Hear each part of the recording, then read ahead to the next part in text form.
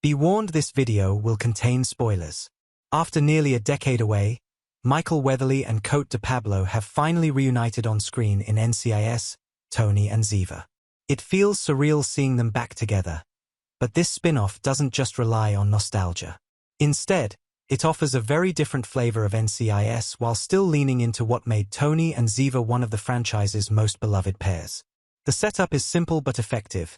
Tony and Ziva are raising their daughter Taylor in Paris when Tony's security firm becomes the center of a mysterious incident that puts their entire family in danger. Right away, you can tell this isn't your standard Navy Yard case of the week format. It's more personal, more intimate, and that's what makes it work. Of course, the biggest draw here is the chemistry between Weatherly and de Pablo. Fans have been waiting years to see that spark again, and the show wastes no time in capitalizing on it. At first, the decision to separate Tony and Ziva feels frustrating. You want them together after everything they've been through. But as the story develops, you start to see why. That push-and-pull dynamic, the back-and-forth tension they've always had, is being revisited in a fresh way. Sure, the bickering may not hit quite the same after so many years, but there's still undeniable heat between them. What really surprised me, though, are the quieter moments. Weatherly, especially, shows a depth we didn't always see in the original series. He still brings Tony's charm and wit, but you can feel the weight of his experiences and his responsibilities as a father. De Pablo also gives Ziva a maturity and strength that feels earned after everything she's been through. Together, they've grown, and that growth gives their relationship new layers. Now, one thing that stands out is how this spin-off distances itself from the flagship NCIS series. The show even tweaks the meaning of NCIS to justify why it's a separate entity. For the most part, it works.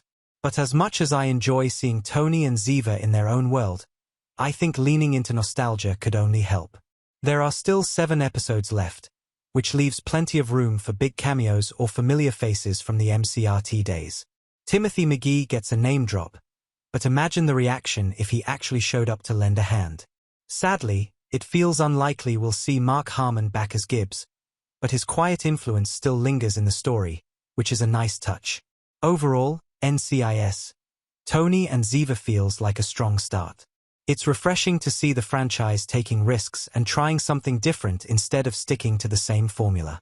But there's also a responsibility here. Fans have waited years for Tony and Ziva's story to truly pay off. If the show continues to drag out misunderstandings or falls back too heavily on will they won't they tropes, it risks undoing the progress these characters have made. They've grown, as individuals, as a couple, and now as parents. It's time for the series to honor that growth and give viewers the payoff we've been waiting for since their departure from the original series. But what do you think? Does the separation storyline work for you? Or do you think Tony and Ziva should have been together from the start? And which character from the original NCIS cast do you want to see pop up in Paris? Drop your thoughts in the comments. I'd love to hear how you feel about this new chapter for Tony and Ziva.